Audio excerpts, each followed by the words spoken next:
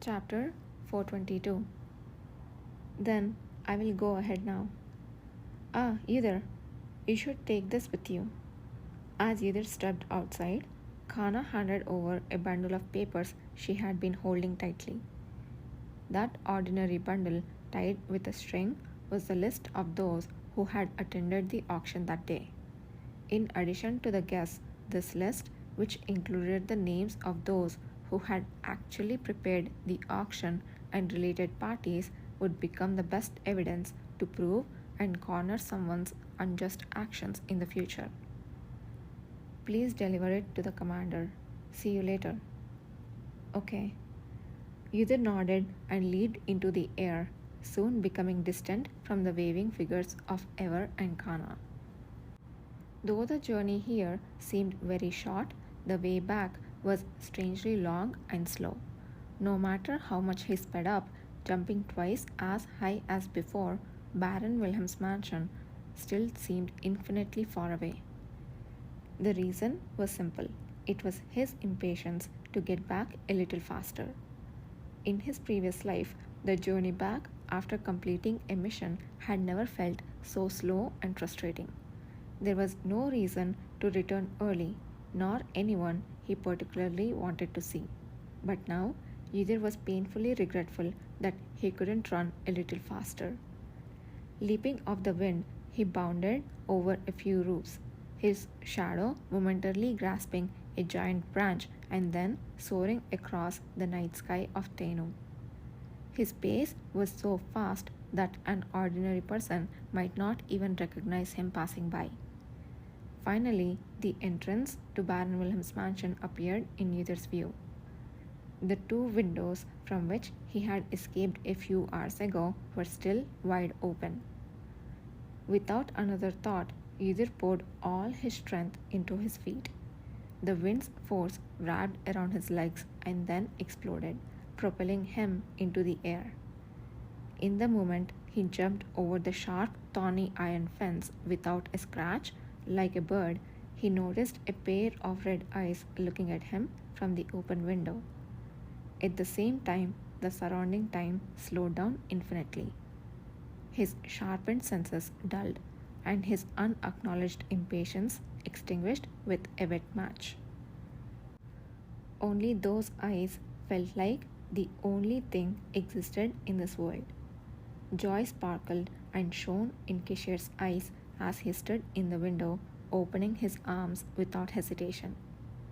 Before he even realized what it meant, Either took one last leap of the wind and jumped through the window, where strong arms eagerly embraced him. The two bodies fell back into the room, collapsing together. Either lay in Kishir's arms, catching his breath.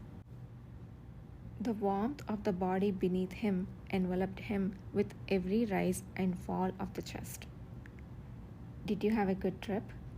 As if savoring his scent, a smiling voice tickled his ear as he took a deep breath. Yes. Any injuries? None.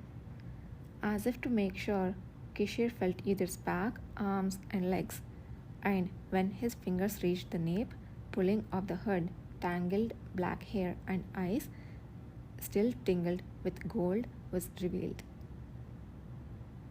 Caressing the clean and pale cheek without a single wound, Kishir finally wore a satisfied smile. I see. First, please accept this. Either firmly handed over the list to Kishir, ensuring that he didn't drop it. Either knew better than anyone what it was and how important it was, but Kishir, seemingly unconcerned, did not even unfold it, casually laying it down beside him. It seemed as though embracing Either and indulging in the aroma of his body was more important, as the touch of his hands were endlessly gentle and affectionate. With each touch, shivers ran down Either's spine, but he barely managed to recall where and when they were. No, please let go. Isn't it heavy? On the contrary, it's so light that it's a problem. Just a little longer like this. In the past, Either would have immediately risen whether Kishir said so or not, but not now. Either fell into silence for a moment, then slightly relaxed his body. Kishir lightly kissed the tip of his nose, as if to say he had done well. On the floor, not even a bed, daringly lying on the body of a duke, yet feeling as if he had returned to his rightful place. He was enveloped by this profound sense of security. But, hmm? Why are your clothes so disheveled? Has something happened? As Either's captivated mind began to return to normal and he regained his usual calm, he noticed something he hadn't before. Beneath the dim lantern that faintly lit the darkness, Kishir appeared almost undressed compared to when Either had left. He was so scantily clad that his body was more exposed than when they shared a bed to sleep. Surely, Kishir had planned to feign sharing a bed with Either here while waiting, but he had not said that he would be so undressed at that time. They were planning to infiltrate Baron Wilhelm's mansion, and Kishir was supposed to deliver the final blow once all the intruders were dealt with. Could it be that he hadn't finished there yet? Kishir let out a suspicious and secretive smile, noticing Either's question. I have finished everything here according to plan. Though I did let Nahan escape, did you know he came this way? Ah, yes. I thought he might be, since he was missing from the security management team and not in the auction house. But you missed him? Is Nathan Zuckerman okay? If Nahan and his companions had come to Baron Wilhelm's mansion to kill Graham Wilhelm as Kishir anticipated, it was Nathan Zuckerman's job to handle them. Kishir had decided it, and Either, confident that he wouldn't easily be pushed back by Nahan or any other awakeners, had been eagerly awaiting the result. It's fine, he seems to have taken a hit to his pride though, since he caught Hosanna, one with teleportation ability, but still let him escape. Even though Hosanna was caught first, he managed to escape alone against Nathan Zuckerman. Annoyingly, he was good at running away. But there are others who are really good at running away on our side too. Actually, I lost some southern merchants on my end. There was an additional passage I didn't know about. Either confessed his failure, thinking of Kana, and added one more thing. It's largely my fault, so if there needs to be a penalty, give it to me. Why would it be assistant's fault? Kishir finally sat up, his gaze deeply settling on Either's face as if searching for something. Either blinked, noticing only then that Kishir was not only half dressed but also without shoes. His appearance was so inexplicable that Either could not guess what had happened. Was there something else beside the passageway? The man, who had casually perched on the chair, not minding his bare feet, opened his mouth to ask. Either briefly reported on Kana's fortuitous return, which could be seen as a variable but was rather a stroke of luck on their part, and the events that occurred during the mission. There were incidents like Robel's injury when facing the Star of Nagran and Urshi that almost went berserk, or the Apito family fugitives found among the guests, but still Kishir gave a small nod at the words that they were able to complete everything as planned. So it happened.